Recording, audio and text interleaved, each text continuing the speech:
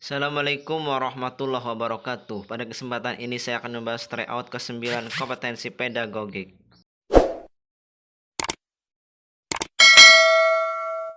Soal nomor 1, Pak Sugi akan mengembangkan kreativitas dengan meningkatkan kemampuan berpikir divergen. Beliau memberikan sebuah masalah. Apa yang akan kamu lakukan kalau minyak bumi sudah tidak ada lagi di muka bumi?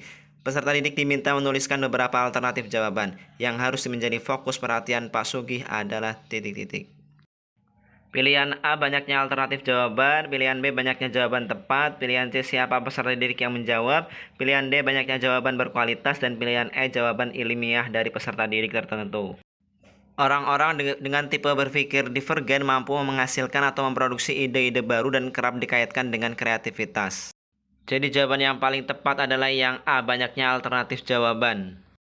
Soal nomor 2, strategi pembelajaran yang mengkombinasikan antara inquiry dengan expository adalah titik-titik. Strategi pembelajaran expository adalah strategi pembelajaran yang menekankan kepada proses penyampaian materi secara verbal dari seorang guru kepada sekelompok siswa dengan maksud agar siswa dapat menguasai materi pelajaran. Bisa juga disebut ceramah atau pembelajaran konvensional.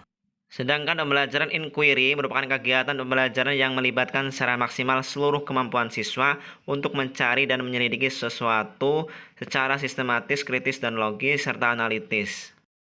Ciri-cirinya adalah penemuan atau menemukan sendiri. Kalau rational building itu membantu para siswa untuk mengembangkan pemikiran dalam menganalisa suatu konflik nilai, sehingga dia mampu menilai alternatif dan mampu membuat keputusan yang matang. Kalau pembelajaran civic education merupakan proses pendidikan secara utuh dan menyeluruh terhadap pembentukan karakter individu. Kalau konsiderasi merupakan salah satu model pembelajaran yang menekankan sikap sebagai hasil belajar. Jadi jawaban yang paling tepat adalah yang E, rational building model.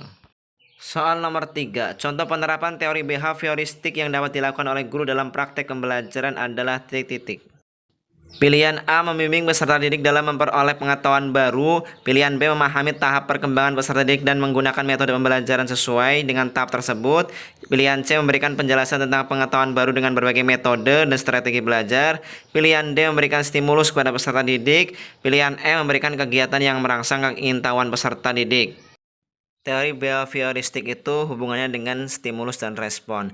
Jadi jawaban yang paling tepat adalah yang D, memberikan stimulus kepada peserta didik berupa penataan lingkungan belajar. Soal nomor 4, penilaian dalam dimensi belajar yang dikembangkan dalam membantu peserta didik mengembangkan perasaan yang diterima baik oleh guru maupun teman sebayanya, percaya diri dan sikap menerima orang lain di kelas adalah titik-titik. Pilihan A memperoleh dan mengintegrasikan pengetahuan, B memperluas dan menyaring pengetahuan, C sikap dan persepsi, D menggunakan pengetahuan secara bermakna, dan E perilaku berpikir atau habits of mind. Ada 5 dimensi belajar, yaitu yang pertama sikap dan persepsi, yaitu harus perasaan diterima baik oleh guru, percaya diri dan sikap menerima orang lain, menerima tugas, mempercayai kemampuan, memahami tugas dengan jelas. Yang kedua adalah memperoleh dan mengintegrasikan pengetahuan, meliputi mengkonstruk makna pengetahuan deklaratif, mengorganisasikan pengetahuan deklaratif, dan menyimpan pengetahuan deklaratif.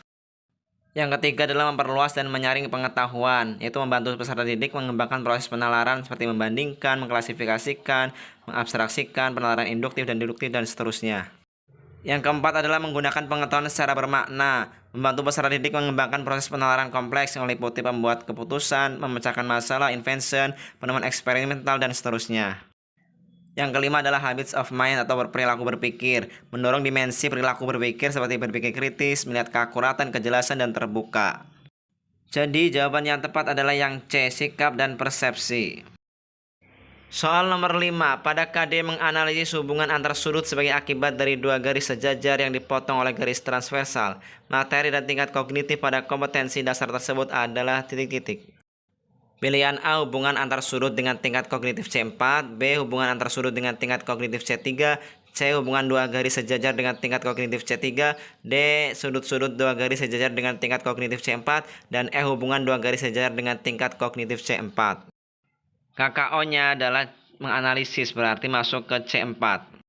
Jadi jawaban yang paling tepat adalah yang A, hubungan antar sudut dengan tingkat kognitif C4. Soal nomor 6, menurut Gagne, pengalaman belajar yang diperoleh melalui analisis suatu objek dengan memperhatikan ciri-ciri spesifik adalah titik-titik. Kita analisis yang pertama adalah sinyal, yaitu belajar melalui isyarat atau tanda. Diskriminasi yaitu pengalaman belajar mengenal sesuatu karena ciri yang memiliki kekhasan tertentu. Selanjutnya asosiasi verbal, yaitu pengalaman belajar dengan kata-kata. Selanjutnya konsep, yaitu pengalaman belajar dengan menentukan ciri atau atribut dari objek yang dipelajarinya. Selanjutnya aplikatif, yaitu belajar aturan atau hukum, yaitu pengalaman belajar dengan menghubungkan konsep. Jadi jawabannya yang paling tepat adalah yang A, diskriminasi, yaitu pengalaman belajar yang mengenal sesuatu karena ciri yang memiliki kekhasan tertentu. Soal nomor 7. Bacalah kasus di bawah ini. Setelah bel berbunyi dan anak-anak masuk kelas, bu guru memperkenalkan seorang siswa baru kepada mereka.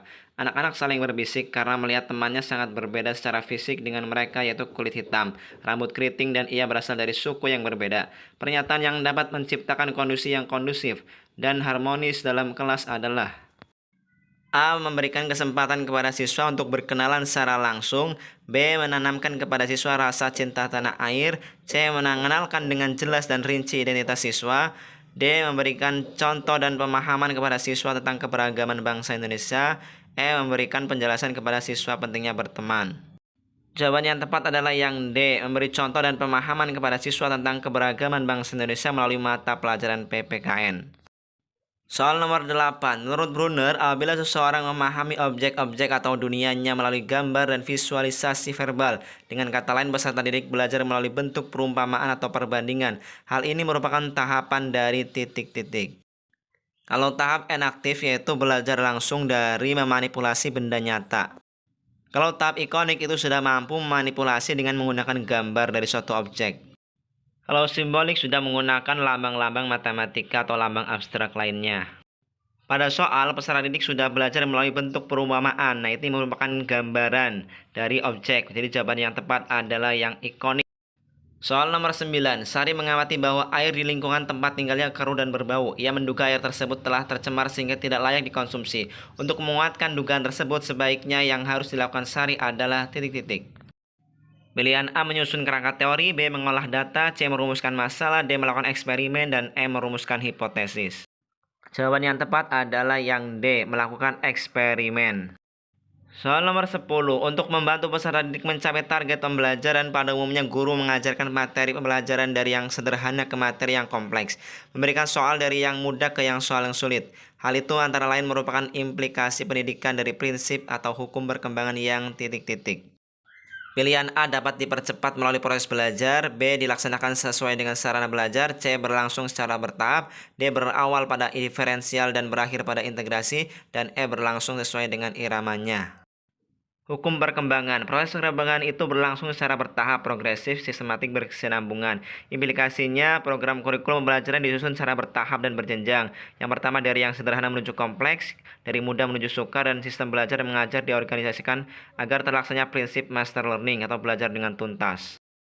Jadi jawaban yang tepat adalah yang C, berlangsung secara bertahap. Itu saja soal-soal yang bisa dibahas, mudah-mudahan ada manfaatnya. Terima kasih. Assalamualaikum warahmatullahi wabarakatuh.